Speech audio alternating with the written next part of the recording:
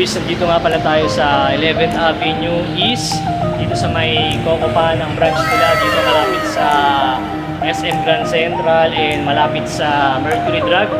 Dito lang sa may left side, and ang pinaka landmark niya is dito sa right side naman is yung Church ng Our Lady of Grace. So makakabili tayo ng iba't ibang uri ng mga tinapay dito sa Cocopan. Ayan, makikita nyo naman mga kuys. Pero napag-alaman ko, meron pala silang promo ngayon. Eto, ayan, sabi nga yan, Mikey sa akin. For only 150 pesos yung 5 pieces na Cocopan in a box. Yun, iba't ibang uri ng mga bread na yung kasama dun. Meron din silang daily loaf. Ayan, may Italian herb, meron raisin, meron pandesal. Tapos sa mga drinks naman nila, ayan, yung pinaka-best nila is Vietnamese Express, sabi niya sa akin. So punta na kayo dito mga kuys, pag may time kayo, pwede kayong mag-take out.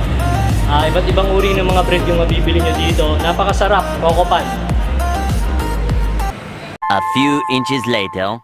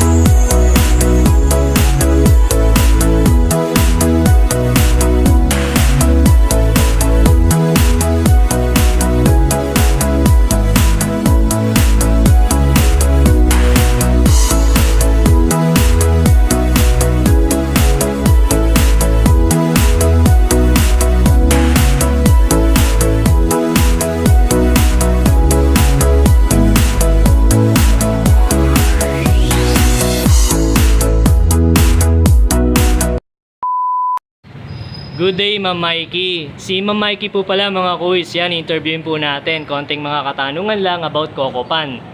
Ma'am, kailan po kayo nag-start nag-work dito sa Cocopan? March 26, 2024 pa po. 2024. So, bali 2 years na po kayo na nag-work kay Coco Pan, no? Opo. Ano naman, ma'am, yung mga bestseller nyo dito kay Coco Pan about sa drinks and sa mga bread po? Ano po yung bestseller nila? Yung bestseller namin sa drinks, sir, is yung mga signature Vietnamese, caramel latte. Yung may mga star po yung mga bestseller namin. Vietnamese Express, salted, mga matcha and lemonade. Eh, sa mga breads naman po, ma'am, ano po yung Sa bestseller nila? Bread namin, sir, milky cheese. Etong choc cream pan, pan de floss. Yun, pandeplos, masarap yun. Almond po, yan sir, yung mga bagong labas namin na bread. Eto sir, double cheese roll, yan Double po. cheese roll, yun. Halos ano naman siya sa bestseller namin kasi nasa sold out naman po kami. Yun pala. Tapos yung last question ko naman is, hindi ba kayo dito siguro out of the box question, hindi naman kayo nasisiraan ng mga bread, no? Hindi naman. Hindi naman sir, tsaka kung mag-e-expired naman siya sir, pinupull out naman siya. Pinupull out na siya kaagad. Taga-ano kami ng bread. Okay po, maraming salamat po Ma'am Mikey sa pagkakataon na na-interview ko po kayo ngayong araw na ito. Coco Pan yan, Coco Pan. Ano kayo dito mga kuys, 24/7. Po, mag-subscribe po kayo sa YouTube channel niya. And visit po kayo dito sa aming branch, sa may 11th Avenue po. Yung po namin sa tabi po siya ng church ng Our Lady po. And yung sa harap naman po is sa Mercury Dragon po. Thank you po.